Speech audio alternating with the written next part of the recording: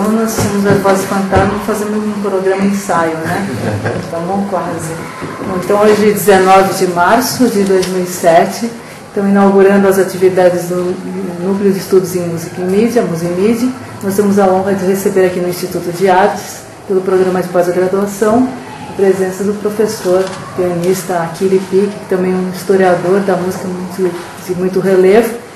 E nós vamos ouvir alguma coisa que ele vai falar para nós sobre as diferenças entre fado, lundu, modinha, esse universo ainda bastante ambíguo, sobre o qual ele já escreveu, estuda, mas ainda não temos muitos escritos aqui. É uma honra, bem-vindo, boa tarde. Obrigado, boa tarde. Eu preferia que vocês me colocassem questões, já que eu estou chegando, né, para poder desenvolver, em vez de partir do nada. Porque é um assunto extremamente amplo, muito ambíguo, muito polêmico e cheio de confusões conceituais, literatura regionalizada.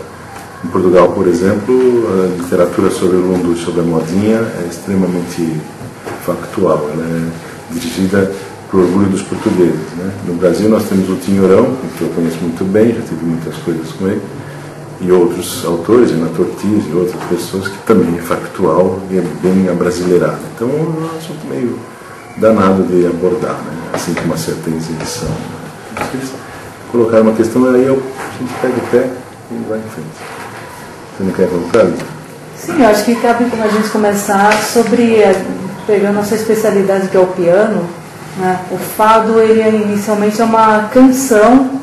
Não é? Começou como dança no Brasil, dizem as fontes historiográficas, e depois ele ficou famoso como canção, langorosa, embora não seja sempre assim, com acompanhamento de guitarras e violas, que são os violões, mas a gente sabe que existem uns primórdios aí sobre em que o fado é acompanhado por piano, é escrito para piano, então parece que aí tem uma primeira confusão epistemológica, né? Não, não é bem assim. Ele não é primeiramente acompanhado com piano, porque o fado é bem mais antigo do que parece, né? E as fontes são complicadas, como você falou, né? Por exemplo, para citar uma pesquisa, uma experiência muito bem realizada como pesquisa o Tinhorão, coloca o fado como brasileiro. Efetivamente, a migração do fado foi do Brasil a Portugal. Assim, é o que ele tem todo um volume sobre isso. Agora, evidentemente, a gente esquece de algumas coisas. Eu vou fazendo uma digressão um pouquinho maior. A história das danças, lundus, lundu-canção, modinhas e outros tipos de manifestação deste tipo, que são de cá e de lá do Atlântico, Brasil e Portugal, é preciso lembrar uma coisa importante. Elas são bastante antigas enquanto manifestações populares, se a gente pode chamar assim, historicamente falando. Tem sempre esse problema, essa questão aí do popular e do culto, do popular aristocrático, que a gente tem que... Já os franceses e os ingleses colocam bem essas distinções historiográficas. É preciso tomar cuidado quando se fala. Mas enfim, se a gente pudesse falar assim, elas têm uma certa relevância na literatura e mesmo nas crônicas de épocas sociais e históricas, a partir do começo do 19. É preciso não esquecer que até 1822 o Brasil não era brasileiro, era português. E esse é um problema que se esquece às vezes quando se trata da modinha. A música não era brasileira, nunca foi brasileira, ela era portuguesa, porque todos os domínios eram portugueses. Então o fato de você ter a mentalidade portuguesa permeando os dois lados do Atlântico isenta, de certa maneira, o ponto de vista republicano brasileiro da nacionalidade. Do nacional, eu diria melhor que a nacionalidade. Essa é uma questão que deve ser tratada com certo cuidado. Isso não acontece com frequência na historiografia musical de outros países cuja raiz nacional, cujo processo de pensamento nacional está interligado com o nascimento da nação. França, Inglaterra, Espanha e Itália. No Brasil não. A Espanha, inclusive, tem alguns problemas nessa transferência muito menores do que nós em relação à América Latina. Porque houve uma individualidade e uma mescla muito mais ampla e situada entre os países da América Latina espanhola do que portuguesa. E é bom não esquecer, o Brasil é o maior país da América Latina, considerando a América do Sul e a América Central, não importa. Então, esse fator é um fator, vamos dizer assim, científico, do musicológico, etnomusicológico, que é preciso não esquecer nunca. No desenvolvimento dessas danças originárias, havia a nacionalidade portuguesa insurgente aqui no Brasil e também em Portugal. Então, uma das questões que eu sempre discuti com o Tiorão, que sempre em mesa de debate aparece, é essa, né? A modinha brasileira ou portuguesa, não é nenhuma nem outra. Eu e Luísa Savaia, que é uma pesquisadora nesse assunto muito importante também, com o qual gravei, uma cantora, com o qual gravei muita coisa desse período, colocamos sempre assim: a modinha, o mundo e o fado nasceram no meio do Atlântico. Eles estão sempre no meio do caminho, eles estão indo e voltando, né? Por exemplo, o último livro do Tinhorão sobre o Domingos Cardoso Barbosa tenta, como ele sempre tenta, puxar a originária questão da modinha e da viola de arame para o Brasil. Muito bem, o Domingos Cardoso Barbosa tem uma ligação com o Brasil evidente, né? Como outros têm. Porém, ele era português, né?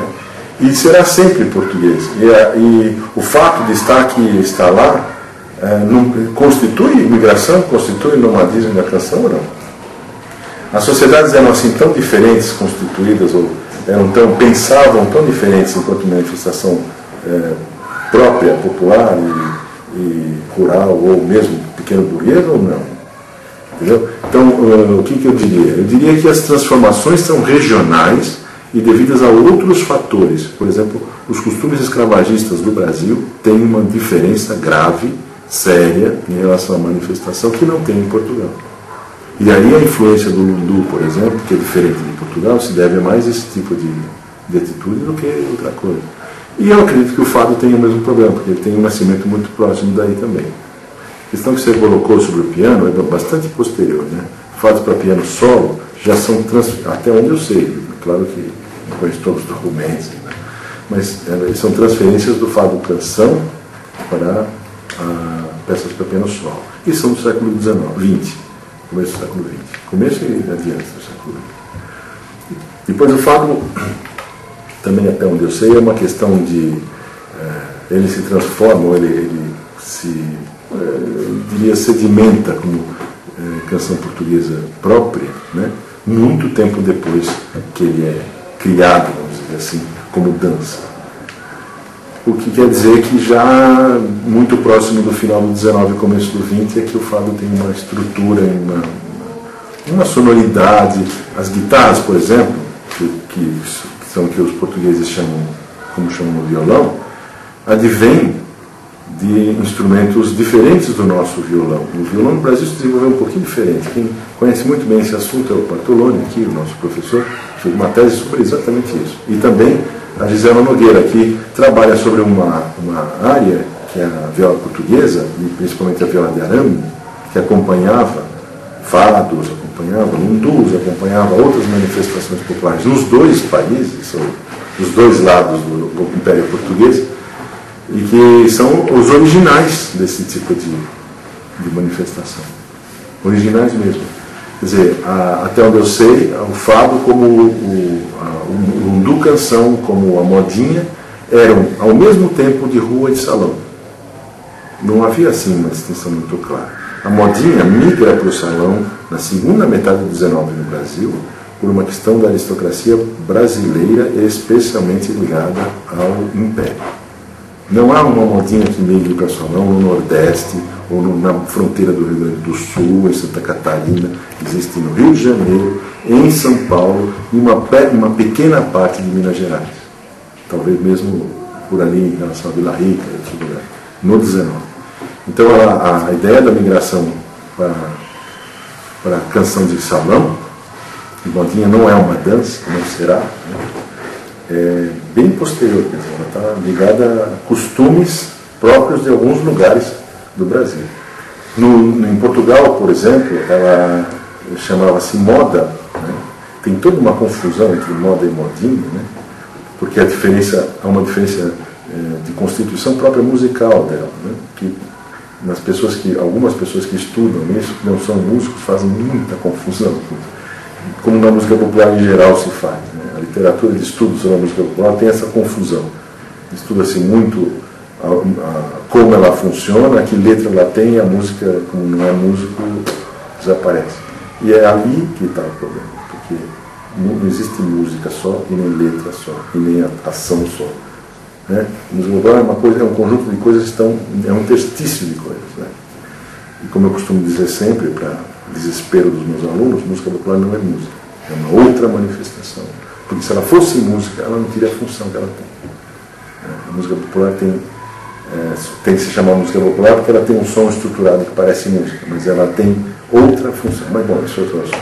Estava falando da modinha. Então a questão da modinha é a seguinte: em Portugal vem da moda, que é justamente um tipo de versificação cantada que tem uma história linear, comprida, e muitas vezes cantada com o mesmo verso durante muito tempo. Né?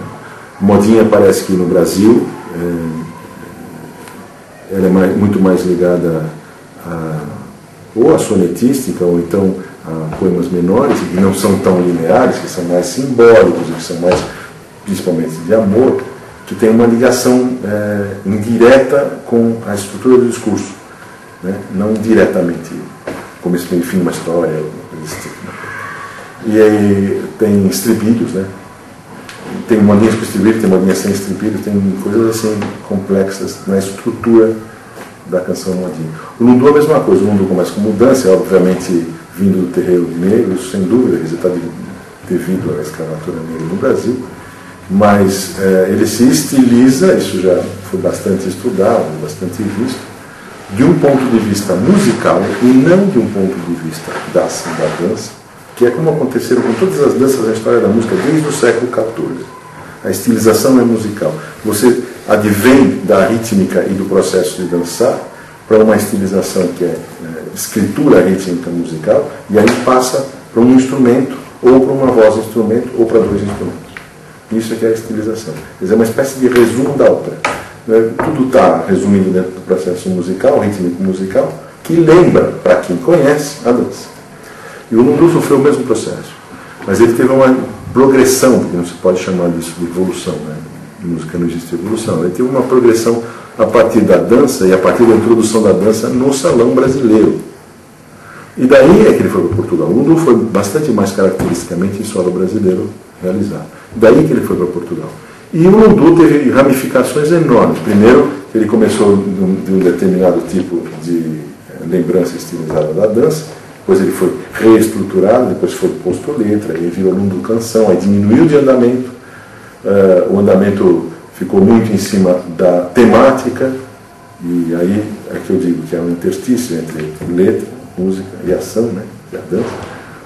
E depois disso ele virou houve uma simplificação rítmica interna nele, que lembra um pouco a habaneira. Né? Enfim, são os caminhos, né? O fado teve o mesmo tipo de coisa, mas o fado tem, quando chega em Portugal, enfim, naquele processo de volta que aconteceu, mais para o final do XIX, o fado adquire uma questão importante para os portugueses, que é essa maneira de contar uma história desesperada, sempre meio dramática, meio operística, eu acho. Né? Parênteses, é bom não esquecer que, tanto para os portugueses, e obviamente no Brasil nessa época, como depois da independência, né, a família real portuguesa era extremamente ligada à ópera. A ópera napolitana muito especial. A ópera napolitana teve uma influência fundamental na música portuguesa, não só na música, mas no gosto musical português. A maior biblioteca de música, uma das maiores bibliotecas de música da Europa, e a maior certamente da Península Ibérica, era portuguesa. Estava no palácio que hoje é o Palácio da Ajuda, chama-se Palácio da Ajuda, e era da família real. E a família real, desde o João IV, ou seja, desde o século XVI adiante, contratava músicos italianos, muito especialmente napolitanos, como mestres de música e como mestres